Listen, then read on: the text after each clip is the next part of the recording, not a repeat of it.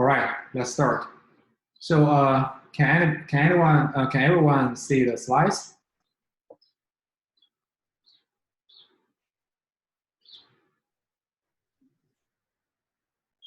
So everybody, okay. Okay, great. So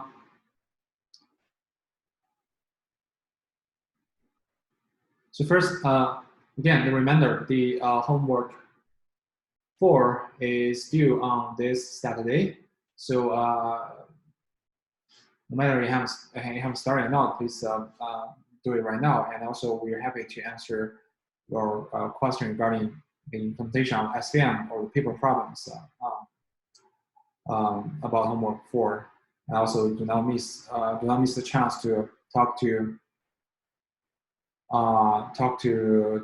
TM or talk to me in the office hour. Right?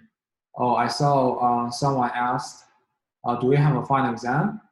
I'm still planning on that. So basically, if you want to conduct final exam, it is most likely to be some online exam carried out on Canvas. But if you want to simplify the exam, I might downweight the final exam. But anyway, I don't want to cancel the final exam because we don't have midterm exam. We don't have final exam. It's really weird. Okay, so but anyway, I will make the decision as soon as possible and figure out if we really want to do the final exam, how we conduct it. Okay, and the second thing is maybe this is for undergrad students. So if you have registered for this class, and according to our newest regulation rule, you have the rights. You are flexible to choose to turn your final grade to credit, non-credit option. I think it's meaning for maximize the flexibility for undergrad students. But for grad students, if you want to turn this final grade to this credit, non-credit option, you need to follow the original schedule. They haven't changed the original rule. But for undergrad students, I believe you have the flexibility. So, but anyway, from my side, I'll still give the letter grade. And if you're not comfortable with your final letter grade and you want to turn it to credit, non-credit, it is up to you. Okay. And but according to I have read the notice yesterday. I thought the decision you have made must be for undergrad students must be before April 10th, and you can cancel your option before April 17th. But yeah, but basically it's up to you. But don't try to, like, if after the deadline, if you still want to convert it to the binary grade, this I think it's hard. Okay. Yeah, another thing is about the implementation of the SVM. I saw the Canvas discussion. I'm always watching the discussions on Canvas. Someone asked how much time do I expect to wait my optimization, CSIP optimization converges. It won't be too long. But if you use very, if your implementation is only based on stealers, that'll be very long.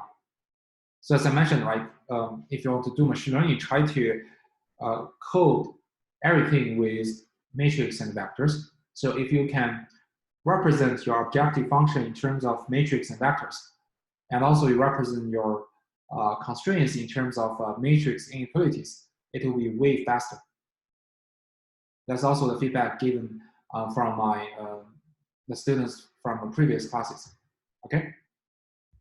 So if you want to write everything, use for loop, double for loop to write down this double summation plus something. Yeah, it is doable, but you need to wait more time to see the optimal results. And so try to write it as a quadratic form plus a vector inner product, etc. It's not hard. I'm pretty much sure about that. Try to think about that. If you still don't have any clue, ask in office hour. Okay. All right. So let us continue with the backpropagation. So in the last lecture, we first give the general framework to train a neural network, right? So the training neural network means that we have identified the architecture of the network beforehand. We don't want to search how many layers and how many number of neurons in your network. That should be predefined. And also, we assume that you have figure out what type of activation function you want. So the training procedure really means that you want to estimate the edge weights, the weights of the neural network. Each weight in the neural network is associated with an edge connecting two nodes, right? So how do we train or how do we estimate those weights out from data? Right? Actually, I mean, generally the framework has nothing difference with SVM or perception, all kind of things we have learned before. We can use stochastic gradient descent. First, we will. So we can see that the prediction of our neural network is essentially a function of the input, say, training input xi, right? Also, it's a function of the model parameters, namely those weights. And then after we use the forward pass to get the prediction of the neural network, then according to the ground truth prediction, we can calculate the loss, right? This is the loss function. So a common use loss could be like square loss. Then we get the training loss for one particular example, right? Then we just add up all the training loss. We add up the training loss on all the training examples, we get our loss on the entire training set. We can minimize this training loss to estimate the model parameters. That's our major idea, right? And then the question is, how do we minimize this training loss, right? So we use the stochastic gradient descent, the same idea as we use for SVM and perception, right? So suppose we're given a set of training data, and we randomly initialize parameters, namely the neural network weights. Then we go through the data set many epochs. Inside each epoch, we first randomly shuffle the training set. Then we sequentially process each training example. Right? Of course, you can sequentially process each mini batch of training examples is up to you. So, and then for each particular training example, you just view this example as the entire data set. Then you compute the gradient of the loss on this fake data set, right? So this gradient is actually the stochastic gradient. Of course, if your activation function is non-differentiable like ReLU or sine function, as we mentioned before, you cannot calculate gradient, you calculate subgradient. So it's the same as the SVM hinge loss, right? And then after you get the stochastic gradient, you can use that to update our neural network weights, right? Using some learning rate. So basically, the whole framework is the same. But the major issue is the computation of this gradient. Why? Because in modern neural network, it's very common to see like millions of parameters or even billions of parameters. You have a huge amount of data. Like it's very common to train image classifier with a billion of images. It's very common. And also to maximize the performance of your neural network, it is very common to have 100 layers of neural nets. So you can imagine the number of the parameters, namely the number of the weights, could be huge, right? So even you use stochastic gradient descent, you only address the problem in dealing with large data, right? But for computing the stochastic gradient descent even for a single example, you have to compute the gradient with respect to, say, 1 million neural network weights. It's really expensive. So the critical thing in neural network training is how do we efficiently compute the gradient of the loss. Right? That's what the backpropagation algorithm addresses. Okay, so this is a key idea. So this is a key point we just mentioned, right? So in general, backpropagation is a smart application of chain rule. So assume everybody is familiar with chain rules. This is very fundamental knowledge from our calculus 1 or calculus 2, calculus 1, right? So we briefly reviewed the chain rule in the last lecture, right? I want to review it again because it's really important. Right? So chain rule is the computational rule to calculate the derivative for a composite function, right? So suppose z is a function of y, and y is a function of x. Then we can use this graph to represent the dependency, right? Y depends on z, so z depends on y, so we draw a node y connecting z, right? And further, y depends on x, so x connects to y, right? So if you want to compute the partial z over partial x, according to the chain rule, we can first compute partial z over partial y, the node in the intermediate in between z and y, right? And then multiply this partial derivative with partial y over partial x. Right? And in general, if z is a function of n variables, y1 to yn, and each of those variables are also dependent on x, then the full chain rule is like this, right? The partial z over partial x is computed by, for each yn, for each yi, we compute partial z over partial yi, then multiplying with partial yi over partial x. Then we just sum up all those products. This is a full version of the chain rule. Okay? So let us apply the chain rule to calculate some detailed derivative to strengthen our impression, right? So we still use this example, this simple two-layer neural network.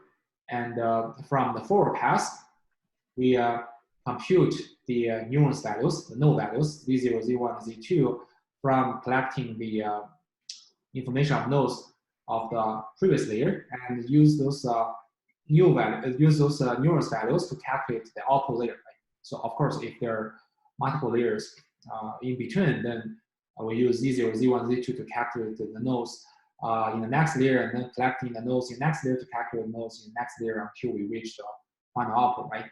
So now we want to apply the chain rule to compute partial loss over partial of any weight, right? So we have two types, in this two-layer neural network, we have two types of weights, right? So the first type of weights are staying between a hidden layer and output layer. So they're denoted by WOIG, right? O indicates the target layer. Remember, this is from our notation, right? And IJ represents the starting node index and the target node index, right? And also, we want to compute the partial derivative of loss with respect to any weights between the input layer and the hidden layer, right? So they're denoted by WHIG, or H is the target layer. So let us start with the first derivative with respect to W01O, right? So the target layer is the output layer. And remember, we mentioned in the last lecture, because the output layer just contains one node, and we index that node with 1 rather than 0. That's why it's called W01O, because this output neuron is indexed by 1. So if you want to compute partial L, the loss here, over partial W01O, how can we do that? An idea? Any suggestion?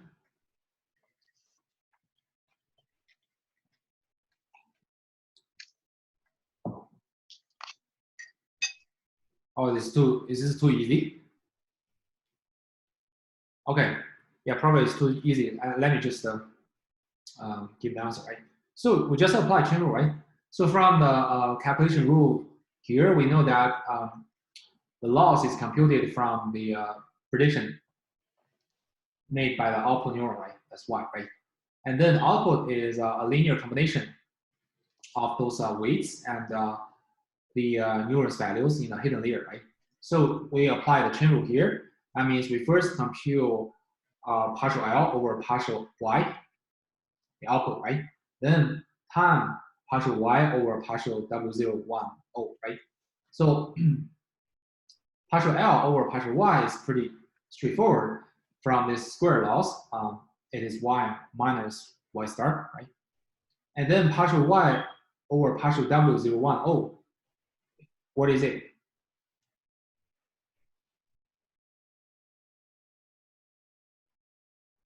1. Yeah, just 1, right? From the calculation here, we know Z0 here is bias parameter, it's just 1. Bias feature is just 1, right? So from this figure, from this rule, we know that this partial Y over partial W010 is simply 1, right? So now we just multiply them together. We finish the computation, right? So for another example, we can compute partial L over partial 110, right? The second weight in between the hidden and output layer, right? So again, apply the chain rule. We have we need to multiply partial L over partial Y with partial Y over partial W110, right? But here, because partial L over partial Y has been computed in calculating this partial derivative, right? So actually, we do not need to calculate again. We can just catch a previous result and substitute here. Then the new thing we need to calculate is just partial Y over partial W110, right? So what's that? Z1. Yeah, Z1, right? So again, from this formula, right? Yeah, we get our result, right? So this computation is really tedious. But the key observation is that we found that the partial derivatives with respect to different weights, actually their computation have many common components, right? So if you compute partial L over partial 210, you see this partial L over partial Y are shared with the 3 partial derivatives, right? That means we actually only need to calculate for once, right? Then we'll catch them, and we use it for the next computation. That's the key idea of the back-propagation. So we're trying to use a smart order to calculate those partial derivatives and catch them as the intermediate results, because those intermediate results will be reused in calculating the new derivatives. Before we introduce this order, and we need to first look at how we finish the full computation, right, for an arbitrary week. Right? So suppose we now move to the layer between the input and hidden layer. Say we want to compute partial L over partial W2 right? So again, we want to use the chain rule. So again, we apply the chain rule because L is function of the output Y, the output neuron, right? So we first calculate the partial L over partial Y, then multiplying with partial Y over partial W2 right? So now, how do we compute partial Y over partial W2 We just apply the chain rule. So we know that Y is a function of Z0, Z1, Z2, right? So apply the full derivative, full chain rule with the partial Y over partial W2 equals to partial Y over partial Z0, multiplying with partial Z0 over partial W2 right? Plus partial Y over partial Z1, multiplying with partial Z1 over partial W2 and then plus partial Y over partial Z2, and multiplying with partial Z2 over partial W2 right? So this is a full derivative Y. This is from definition, right? Because Y is function of Z0, Z1, Z2. And so we apply the chain rule. It's like this, right? So now I want to ask, what is the value for the first 2 products? What is the value for this and what is the value for this? 0. 0. Why? Because, for example, Z0 is not dependent to W22H, Mm-hmm. and Z1 also is not dependent to W22H. Yes, great, right? Very good point, right? So actually, I mean, although if we expand the full chain rule, we need to write down this formula, right? But we immediately observe that Z0 and Z1 actually are constant to W2 H. They are not dependent on W2 H at all. Right? Z0 is a constant one, right? Z1, you know, the computation of Z1 actually are linear combination of these three input features with respect to the weights on these three edges, right? So W2H stays on this edge, right? This edge has nothing to do with Z1. It doesn't point to Z1. That means Z1 actually has nothing to do with W2H. So partial Z0 over partial W2H is 0. Partial Z1 over partial W2H is 0.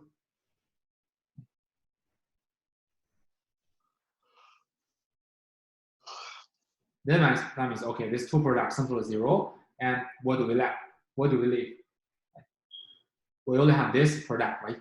Partial L over partial Y, and then partial Y over partial Z2. And then partial Z2 over partial W2H, right? And then let us look at how do we figure out each term, right? So the first term is something we have computed, right? Partial L over partial Y is Y minus Y star. Then partial Y over partial Z2 is what? This term.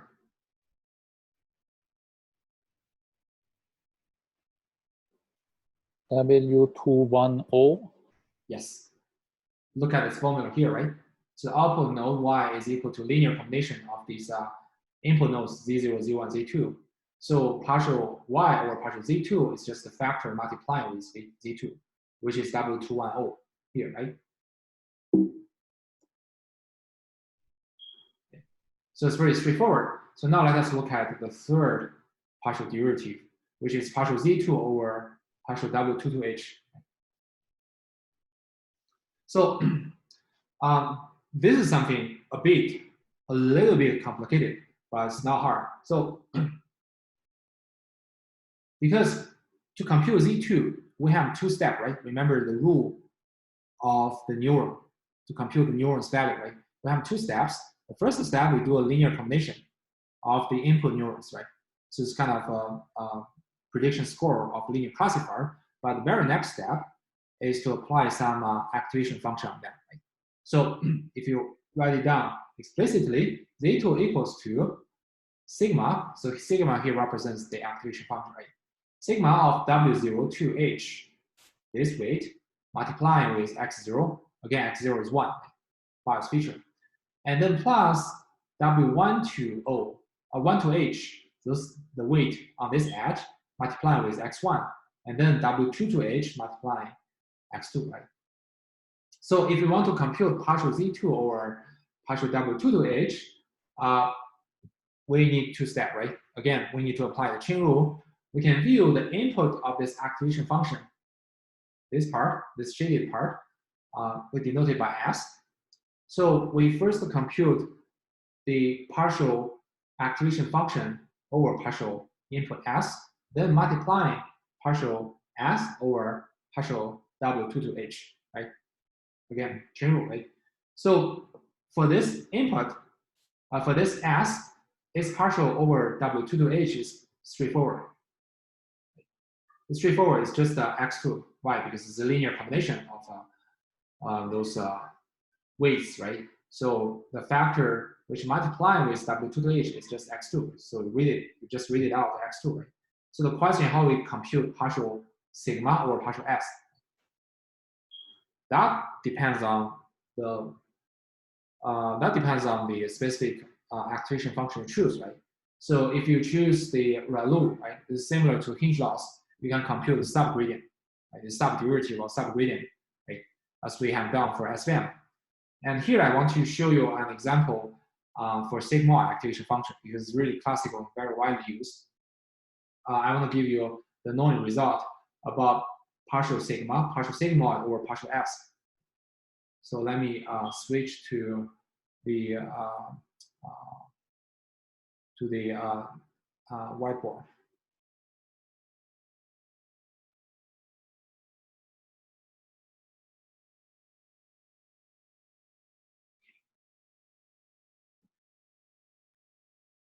Okay, so can everybody see the whiteboard? Okay, so suppose our activation function is the sigmoid activation function, which is 1 minus 1 plus exponential to the power of minus s. So remember, this is a very important property for the sigmoid activation function we mentioned before. The sigmoid activation function will always in between 0 and 1. So it represents a probability. So later when we introduce logistic regression, you'll see the sigmoid activation function is a logistic likelihood. So the many connections between different machine learning models. So now if you want to compute the partial sigma or partial s, right? So we'll just apply the rule, right? So which is 1 plus e to the power of minus s to the power of minus 1, right? So you view this as an integral, as an integer term. So it is minus 1, you put the power in front of it, and then multiply 1 plus e to the power of minus s to the power of minus 2, right? And then you take the derivative over this term, which is e to the power of minus s and minus 1. You have to write it down, right? So you have 2 minus 1 here. So now you end up with e to the minus s over 1 plus e to the minus s squared, right? But from here, we can observe a very interesting result. That's something I want you to know, because it's the basis for many simplified computation. So we can write this fraction as a product of two fractions. The first one is 1 over 1 plus e to the minus s. The second one is e to the power of minus s over 1 plus e to the power of minus s. Right? So what does the first term represent?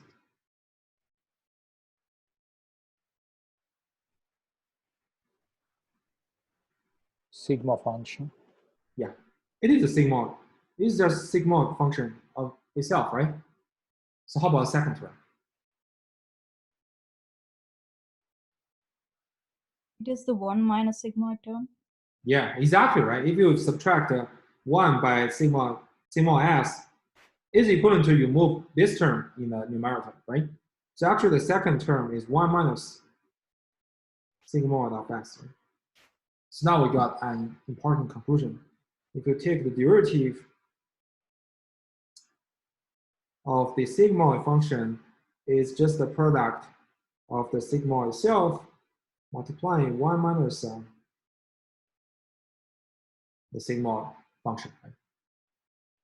So again, this is between 0 and 1, so 1 minus it is also between 0 and 1. So their product is also between 0 and 1, right?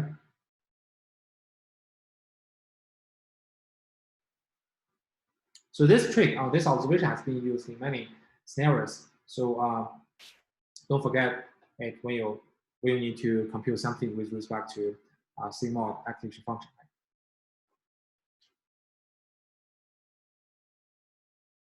So now let us go back to the slides.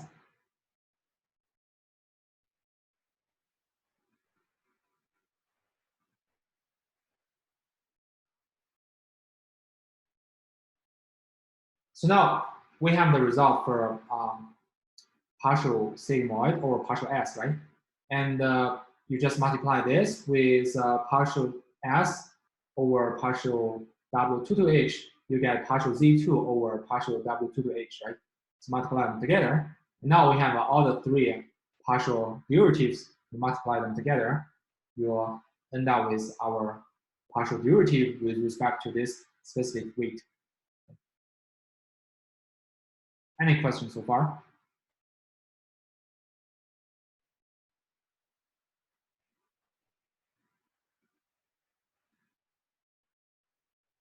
Okay, great.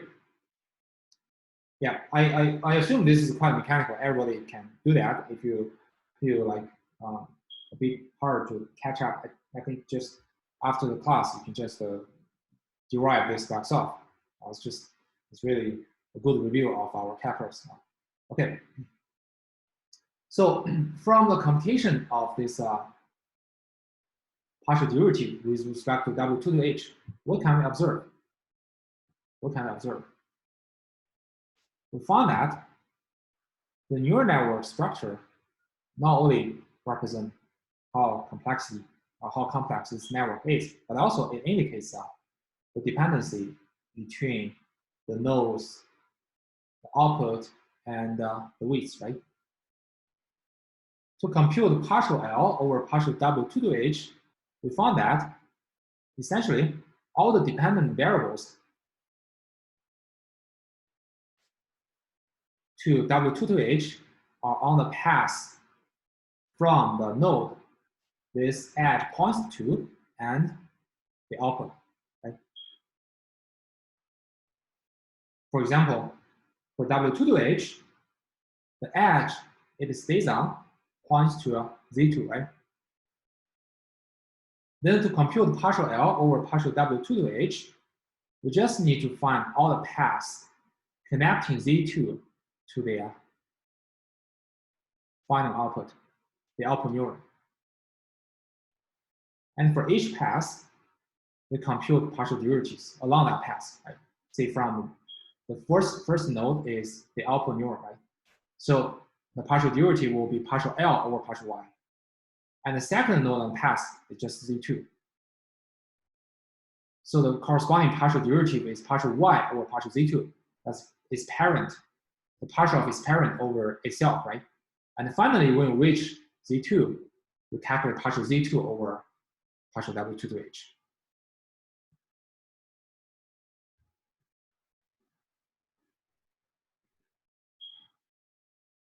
If you can take a look at another example, right?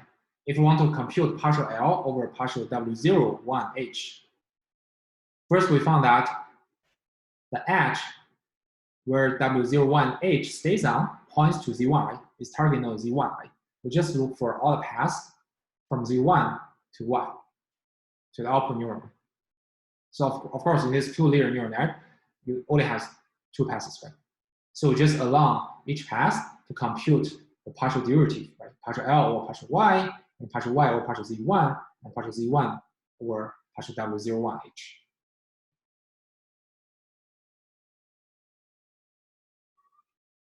So in general, how we apply the chain rule in the neural network to compute each partial loss over partial edge weight. So I'm gonna introduce the general rule, right? So to do that, for convenience, I will generalize the notation here, right? So the target layer H here is not only O and H, it is replaced by number in case that we have many hidden neurons, right?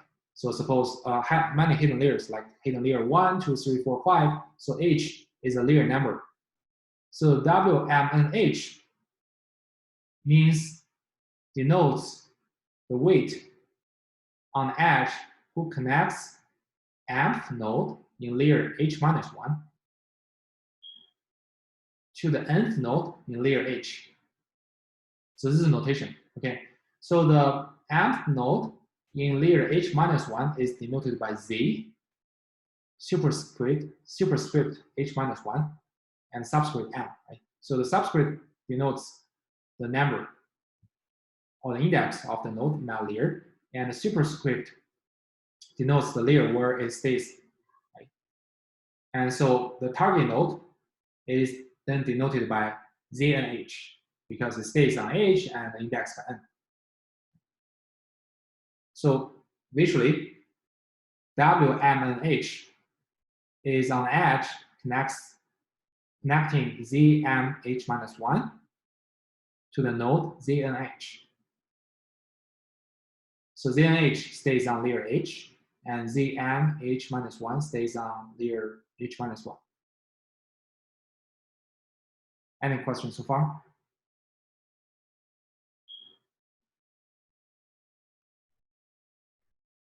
Everybody's comfortable, right? Okay, great. So again, the input layer is indexed by 0. So 0, 1, 2, 3, 4 until the very top layer. The top layer represents the output node. So again, we index the output neuron with 1. Suppose we only have one output. So that means if the output layer is layer T, then Y is also denoted by Z1T because it represents the first node in layer T. Okay, so now if you want to compute the partial differentiate the partial L over any weight represented by W, M, and H, how can we do that? We first initialize this partial derivative with 0, and then we find all the paths from the target node where this edge points to the output node Y. So in our previous simple case, you only say one path, right? But actually, in practice, there could be many passes. Don't miss any path. You have to enumerate all the passes from the Z and H to the output node. Then you go through each pass, right? So for any pass S, and you go through each pass from the root node, from the output node to the Z and H. Then you compute the partial derivative of each node, its parent, over Z itself. Then you multiply all the partial derivatives along that path to obtain the first part of result, GS. Then you multiply GS with partial Z and H over W M N H. You get one result, right? And then you go to the next pass and calculate this again, and until you go through all the paths and add them together. So this is the general rule. Right? So now let me give you some example, right? Because this is kind of abstractive. It's not very concrete. So again, and I'll switch to the whiteboard.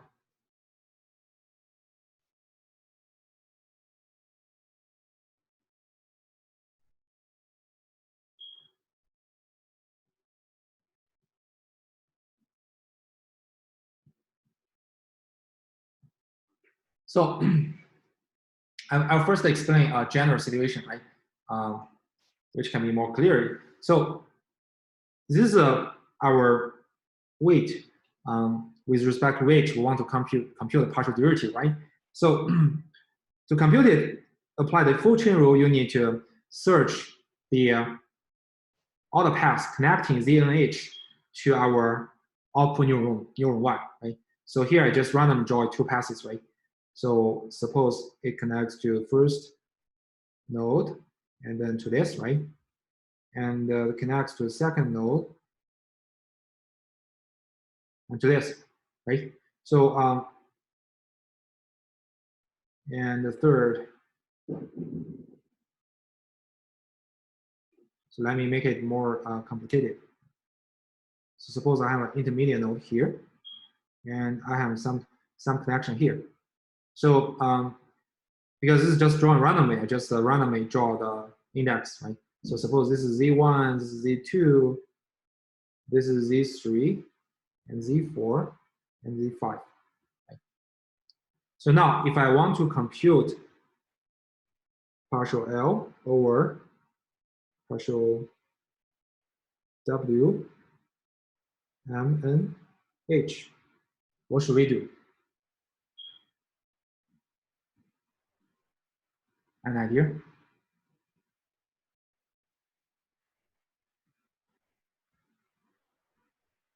According to what we have described, what should we do?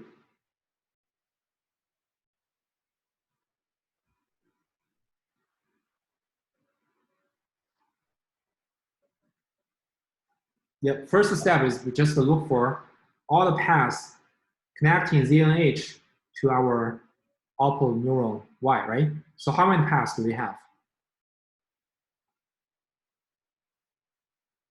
I count 3. Yeah, 3, right? So let me just draw the 3, right? Let us just do pass by pass, right? So we look at the first pass here, right? So we need to compute the partial derivatives on this path. How can we do that? We start from the first node, which is the output neuron, and the partial derivative corresponding to this is partial L or partial Y. Right? We can view the loss as a parent of the output node, right? And then you'll go to the second node here in this pass. So the partial derivative will be partial Y or partial Z1, right? Partial of its parent over itself, right? And then you go to Z3, right? So you get partial Z1 over partial Z3, right? Its parent over itself, right? And then you reach the starting of this pass. So you multiply in partial ZHN's parent, which is Z3, over partial ZNH. Sorry. Right? So you finish computation along the first pass, right? Now we need to add the computation for another pass, right? So we can take a look at the second pass. Is coming along this way, right? So following the same thing, we starting from the root node, right? The output neuron. So it's partial L or partial Y times partial Y or partial Z1, right? Partial Y or partial Z1 times, now it goes to Z4, right? So the corresponding partial is partial Z1 or partial Z4. And then goes to ZNH, right? So it's partial Z4 over partial ZNH, right? So the second pass, right? And similarly, we need to compute the partial derivatives along the third pass, right? So this is just mechanical, right? So it's partial Y over partial Z2, partial Z2 over partial Z5, partial Z5 or partial Z, and H, right? So now we finish all the computation along all the paths, right? We just add them together, then multiply the final partial derivative, which is partial ZNH over this target weight, right? Partial. Do we need the partial of L over the partial of Y for that third term? Excuse me, can you say it again? Partial what? For the third term where we're taking the third Oh path. yeah. You're right. I'm sorry, I missed that term. Yeah, we need it because we're applying the chain rule, right? We want to compute partial L over partial W, M, and H. Yeah, you're right. So now we'll finish completion. Does it make sense? So everything within the parentheses, that's what we're calling GS? Yes. Okay. Yeah, you just add up all the GFs. You multiply with this, right? Because along all these paths, they finally share with the dependency between ZNH and WMNH.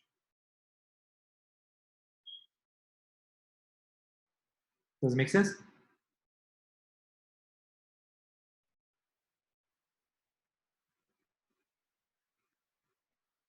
Yeah, I assume everybody is comfortable with that. It's just the application of chain rule. But it's kind of it's kind of a specific application on neural network according to neural network definition. Right? It's something like this.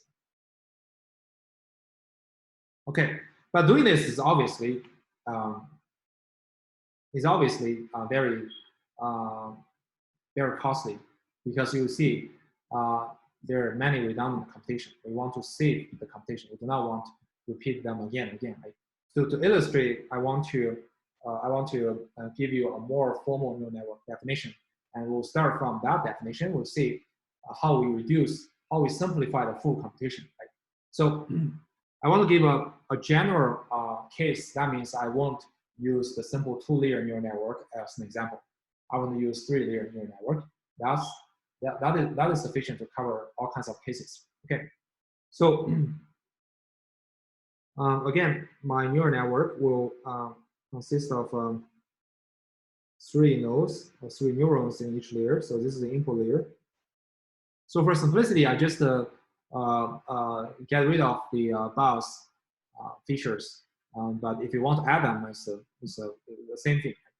So we have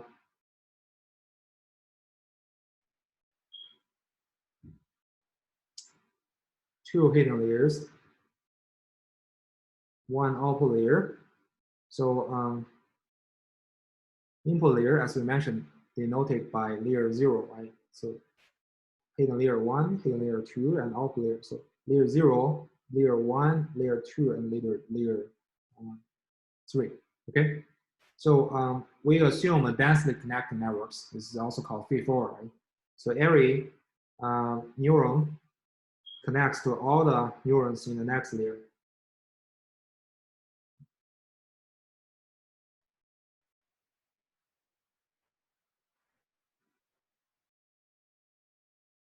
Right? So we're here, here,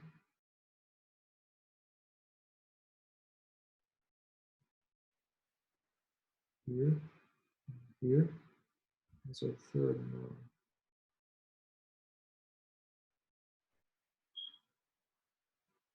And this is denoted by Y.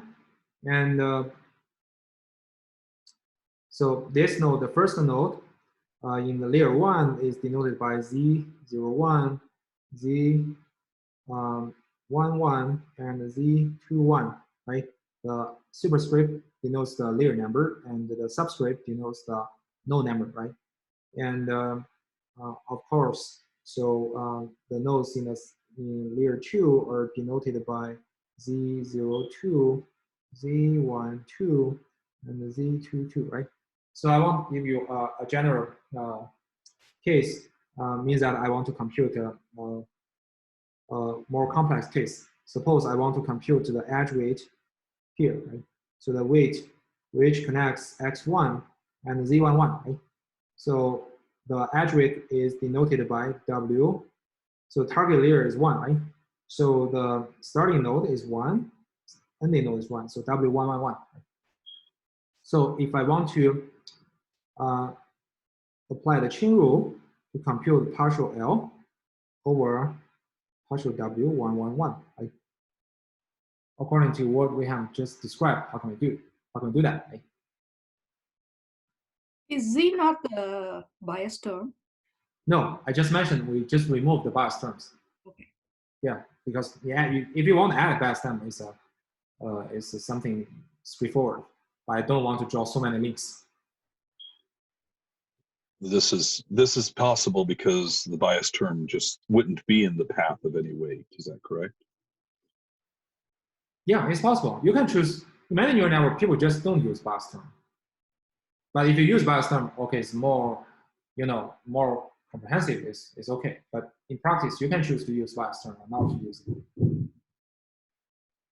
But I want to emphasize that the computation I showing in the next minute has nothing different with you add some extra bias term. Does it make sense? Okay, so I assume everybody is comfortable. So so now let us try to apply the chain rule to compute partial L over this particular edge weight, right? So according to the rule we just mentioned, right? We look at the target node where this edge points to, which is Z11, right? So we look at how many passes connecting Z11 to the output node Y, right? So who can tell me how many passes do we have? 3. 3, right? So we have a Z11 connecting to Z02 and then to Y, right? Also, we have this pass in the middle, and Z11 connecting Z22 to Y is the third path, right? So if you want to, then the calculation just reduced to the calculation along each of those 3 paths, right? So along the first path, right? So again, we're starting from the root node. So it's partial L over partial Y. Then it goes to the second node. Its parent is Y, so partial Y over partial Z02. And the third node is Z11 itself. So it's partial Z02 over partial Z11, right? So there's a computation of the first pass, right? Now add the computation of the regarding the second pass, right? I mean this pass, right? So again, we start from the beginning, so partial L over partial Y, then partial Y over this node, partial Y over partial Z12, then this, right? So partial Z12 over partial Z11. So the second pass. And the third pass is something like this, right? So partial L over partial Y, and then it goes to the second node, partial Y over partial Z22, and then goes back to Z11, right? So it's partial Z22 over partial Z11, right? Now you add them together, you multiply partial Z11 over our target weight, right? Right? Why we can first calculate the summation and then add them together because all the computation paths, they share the final path to W111, right? So now,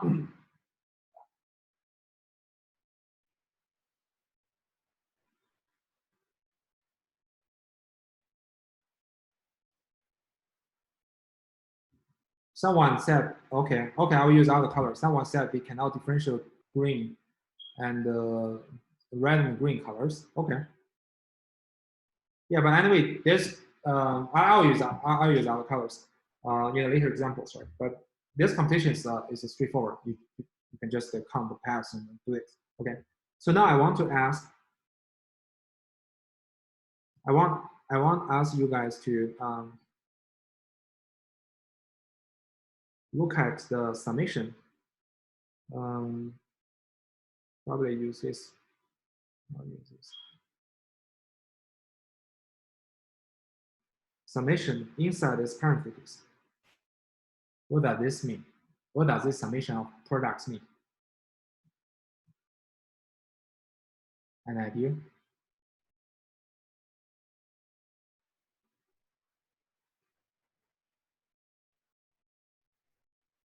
Partial derivative of y with respect to z11. You're almost correct. Can you think of for a little bit, just a little bit correction? Because our goal is partial L over partial W111, right? Okay, yeah. Yes. What? Partial derivative of L with respect to z11. Yes, exactly, right? So if you just ignore this tedious summation, products and summation, right? So this part essentially equals to partial L or partial V11, right? And then you multiply this, multiply with partial Z11 or partial W11. You end up with our final results, partial L or partial W111, right? So if we can pre-compute partial L or partial Z11, we don't need to calculate those products and summation from scratch every time, right? You can reuse it to compute the partial L over partial any weight connects to a V11, right? Say this weight is denoted by W011, right? And this weight denoted by W211, right?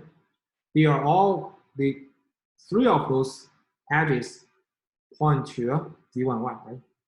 So if you want to compute partial L or partial W011, if you have this result in your hand, you can compute partial L or partial, you can read out partial L or partial Z11 first, then multiplying partial Z11 1 over partial W01, 1, right? Or calculate another partial Z11 over partial W211, you get partial L over partial 211, right? So this is the idea of the back-propagation. So we will start from the bottom on top layer, namely the output layer. We sequentially compute the partial derivative of the loss with respect to each node in the previous layer. Then we catch those partial derivative results and use them to compute the partial derivative with respect to all the weights on the edges connecting to those nodes. Then we'll proceed to the next layer. We use this previous result to compute the partial derivative of the loss with respect to the nodes in the previous layer again. After we compute them and catch them, we can use them to compute the partial derivative with respect to the edge weights connecting to those nodes. Right? We do it layer by layer until we arrive at the bottom layer, namely the input layer. This procedure is called back-propagation because the computation order is from the output layer by layer to the input layer. Does it make sense?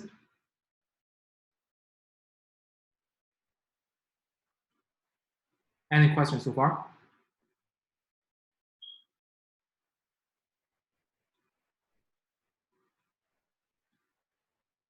Okay, great. So now I want to, now I just read a few general description of back-propagation, and then we'll look at one detailed example to strengthen your impression so that when you implement or you calculate yourself, you'll see it's really mechanical. Okay? So the key observation of the chain rule in calculating the derivatives of the neural network is that if we choose the computation order from top to the bottom, we have already computed many of the partial derivatives, and we can catch them. We only need to catch them. We only need to compute them for once, and then catch them. We use them to compute the new partial derivatives until we reach the very bottom of the neural network. So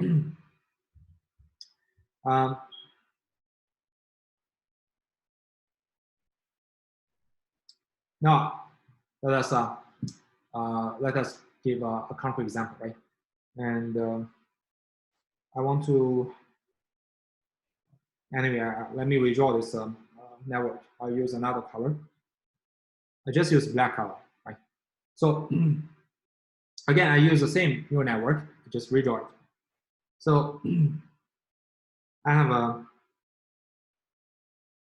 3 layers. So this is the input layer, x0, x1, and x2. So layer 0, right? And then layer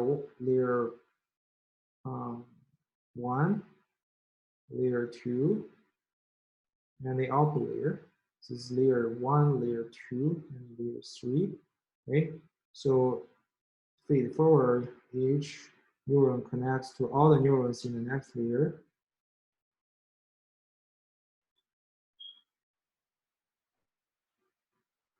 Okay, and yeah.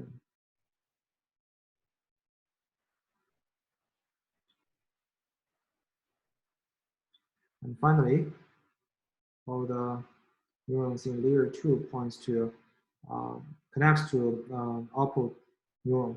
So again, this node is denoted by Z01, Z11, and Z21, and the layer 2 nodes are denoted by Z02, Z12, Z22, and then finally the output neuron is denoted by Y. Right?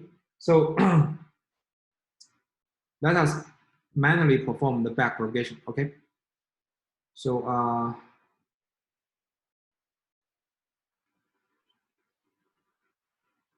starting from here, right? So our first layer is the output layer, right? So we only have one node, right? So that means in the first layer,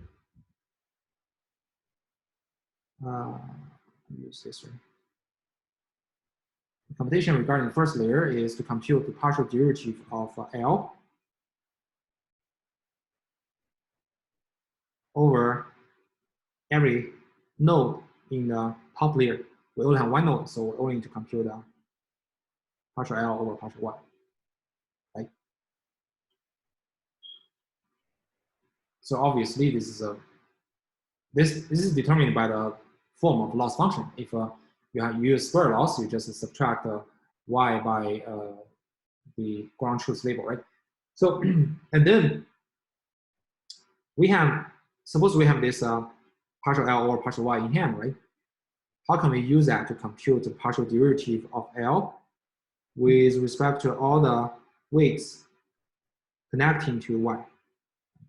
So let me write down the weights here. So it's W 0, 1, 3, W 1, 1, 3, and W 2, 1, 3, right?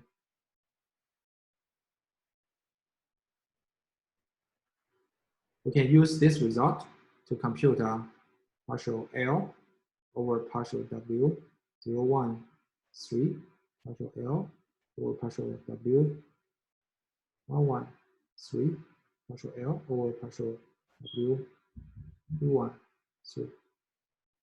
Now let us take this as an example. Who can tell me how to calculate this based on our results in hand?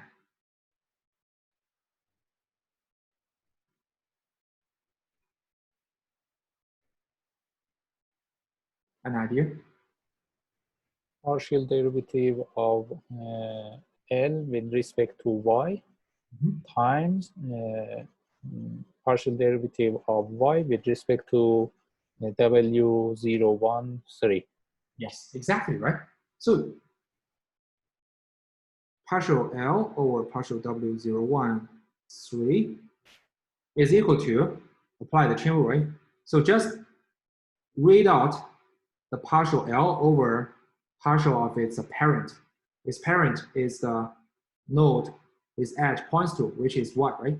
So it's partial L over partial Y times partial Y over partial W 0, 1, 3, right? So this one is computed and cached, right? So again, if you want to compute partial L over partial W 1, 1, 3, you just read all this, right? Partial L over partial Y, the node which the edge points to, right? Multiplying with partial Y over partial W 1, 1, 3, right?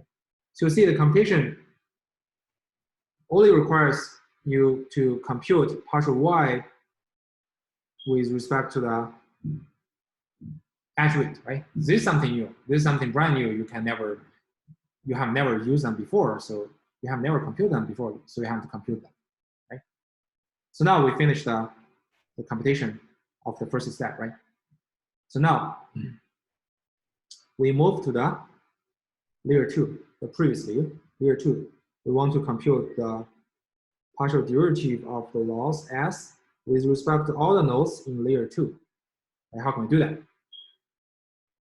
So this is step 1, right? So step 2, our goal is to compute the partial L over all the nodes in layer 2, which is partial Z 0, 2, partial L, partial Z 1, 2, and partial L over partial Z 2, 2, right? Again, we use one example to illustrate, right? So suppose I want to compute partial L over partial Z1, 2, right?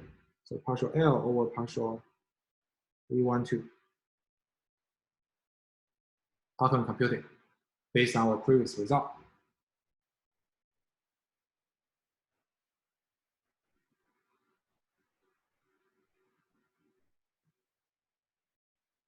Any hint?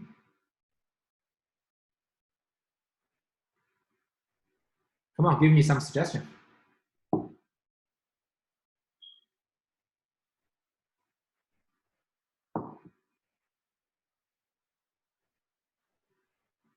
So remember, we have all the results from previous layers, right?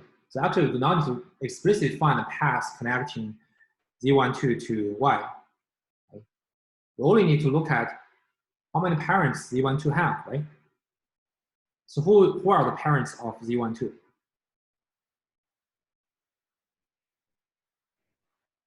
Who are the parents of Z12? Y and W113.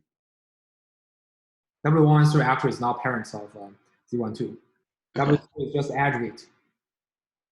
Here we mean, when we say a parent of Z12 means that the parent node's value is a function of Z12. Y and L. Y is a function of Z12, right? But W113 has nothing to do with Z12. It's not a function of Z12. It's a free parameter, right? So Y and L are parents of Z12. Yeah, well, I mean, parent is not ancestor. So the parent is just the nodes in the previous layer. So we actually only have one parent is one, right?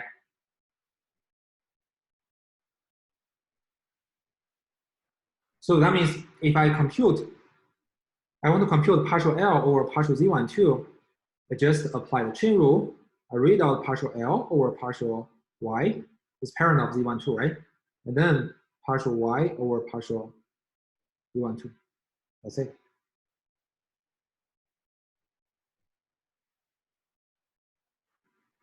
Does it make sense?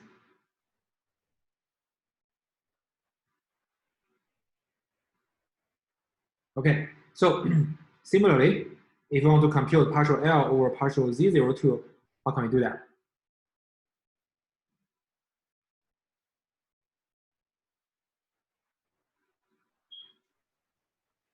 Exactly the same of.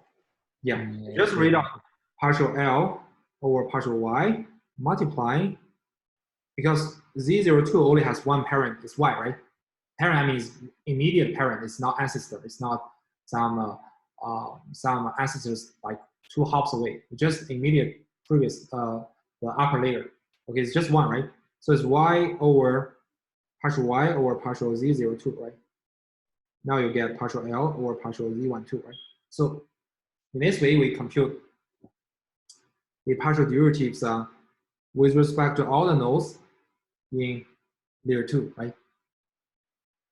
So with them, we can further compute the partial derivative of L with respect to all the edge weights in between layer 1 and the layer 2, all the weights here. Right? Partial L over partial W. The edge connects to those nodes in layer 2, so the target layer is 2, and any edge in between. Right?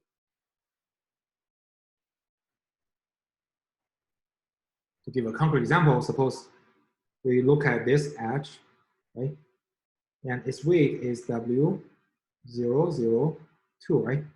So how do we compute partial L, partial W002 based on the result we have got so far? So we have already had this result, right? So how can we, based on this result, compute partial L over partial W002?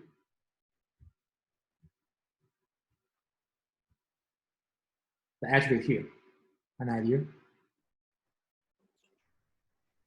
Or should Okay, go ahead. Yeah. Partial what?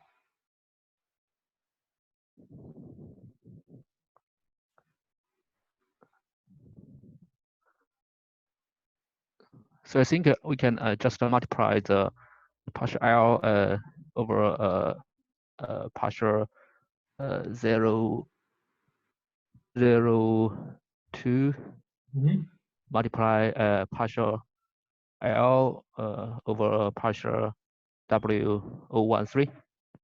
I think your meaning is correct, but your I cannot say it. Sorry, just you cannot see it.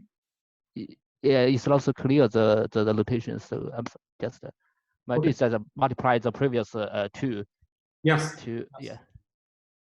So we see that the node which the W22 W002 points is Z02, right? So you just apply the chain rule, so it's partial L over the node W222 or W002 points to, which is partial L over partial Z02. Then multiply with partial Z02 over partial W002. That's it, right? So this one is computed already, right? It's just what we have computed is catch, right? And then we multiply something new. Something new you have to compute because you have never computed before, right? Which is the partial Z02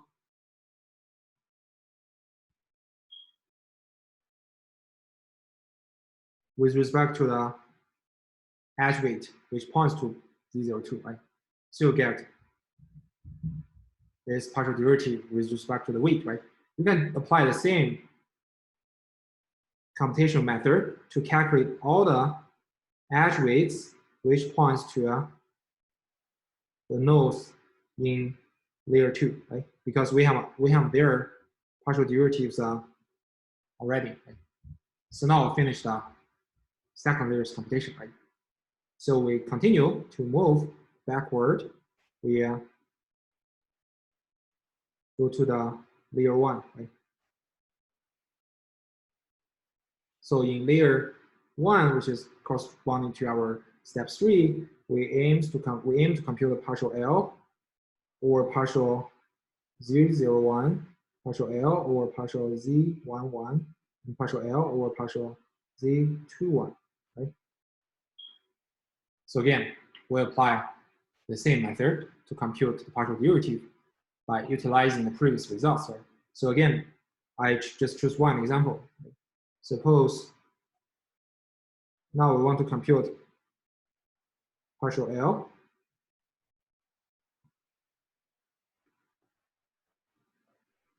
or partial Z11. How can we do that? An idea?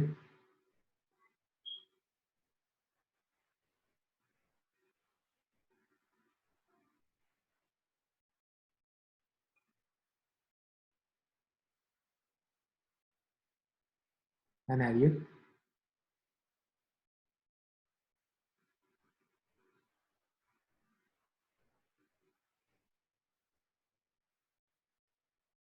Can anyone give me a hint? First, we look at who are the parent nodes of Z11, right? How many parent nodes does Z11 have? 3. 4. 2. 4? I heard 4. 3. I think so. 3. Yeah, 3, right? All the nodes in layer 2 are parents of Z11, right? Because Z11 connects to all the nodes in the next layer, right? So actually I have 3 parent nodes. To apply the chain rule, we just calculate the partial L. We just read out partial L over partial Z02, right? It's first parent. And multiplying partial Z02 over partial Z11, right? So this regarding the first parent, right? So in the second parent, we read out partial L over partial Z12, right? It's about this term, this node. Then multiplying partial Z12 over partial Z11, right? So we finish computation regarding the second parent. And then we go to the third parent, this partial L over partial Z22 multiplying with partial Z22 over partial Z11, right? So this is about the third, right? So be careful when you compute, when you do this computation, right? Because you need to look at how many nodes are dependent on the current node, right, in the previous layer. And then you just read out the result. The key advantage is that through the previous computation, all the terms here, the partial derivative with respect to the nodes in the previous layer has already been computed. You do not need to calculate from scratch. You just read out them, right? And then you just need to compute whatever you have to, right? Because you never compute them before, like partial z0 over partial z1, partial z12 over partial z1, partial z22 over partial z11, right? So those things are new. You have to compute it, right? So in this way, you can compute the partial derivatives of the nodes of the loss with respect to all the nodes in layer 1, right? Based upon this result, we further compute the partial derivative with respect to all the edge weights who connect to nodes in layer 1, right? Again, you can obtain the result partial L or partial W. The target layer now is layer 1, right? And any edge weight. So here we still use one example, right? So suppose I use edge weight here, right? Who connects X0 and Z01, right? So it is denoted by W001, right? So based upon this result, based upon our computation on layer 1, right? How do we obtain partial L or partial 001? An idea?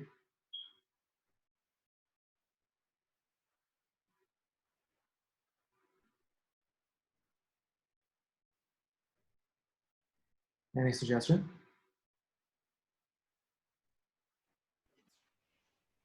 We have just one parent, so we can use just partial derivative of L with respect to Z01. Yep. And then partial derivative of Z01 with respect to partial W001. Yes, exactly right. You just read out the result. You just compute it and attached, right? And then you need to calculate something new, which is the partial Z01, the node it points to with respect to the edge weight, right? So you apply the same kind of things. You just read out the partial derivative with respect to any target node, and then calculate the partial derivative of the target node with respect to the corresponding edge weight. You get the result. So just do it layer by layer, right? If you have like 100 layers, just 100 steps. You finish up computation of all the partial derivatives. So this is the idea of back-propagation. Okay. So the benefit of back-propagation, now I want to spend 1 minute to finish up.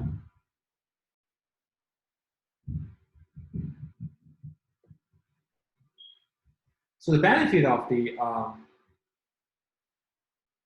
back-propagation is that we catch all the results. We never need to compute the same thing for twice. So we maximize the efficiency. And then to attain such kind of efficiency, you need to choose the order from the top layer, namely the upper layer, and gradually compute the intermediate results and cache them layer by layer until you reach the bottom layer, namely the input layer. Okay. So as we know, right, as I just mentioned, as I just show you, right, this layer by layer computation is really mechanical, right? Just repeatedly apply two-step chain rule, right? You don't need to go through all the paths because you can just look at all the previous parents, all the parents in the previous layer, right? And then you read out the results of partial derivative with respect to the parents and multiplying the partial derivative of the parent with respect to the parent node. So in general, back-propagation is a method to compute partial derivatives, and it's recursive and proceeds from the top to the bottom. So although in your final homework, you're required to do the back-propagation with your hand, also you're required to implement with Python or whatever language you want.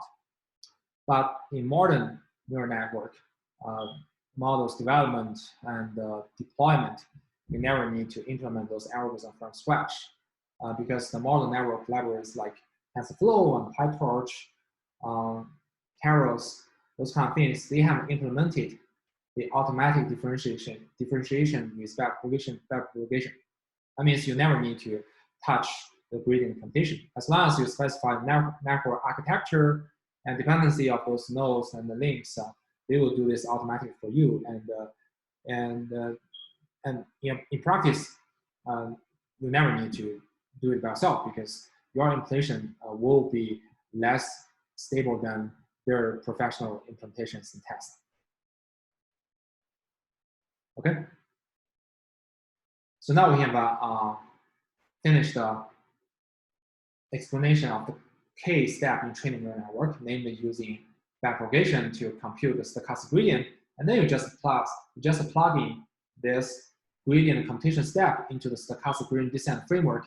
You can develop your own neural network training algorithm. Okay, so we have finished up the majority of the neural network. So see you on Monday. And I will give you some practical suggestions of using neural network, especially deep neural nets. And then we'll give some tutorial on using TensorFlow and PyTorch. And I strongly suggest you guys to take the tutorial because it's really useful. Okay. Excuse me, Professor. Uh-huh. When is the deadline for a final project? It's supposed to be before the final exam.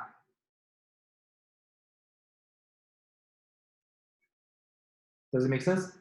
Yeah, thank you. Any other question? You're having your office hours right after this, right? Yeah, my office hours start from 2. I need to give my computer some time to convert the recorded video and upload to YouTube. Okay, thank you. Yeah, see you in a moment.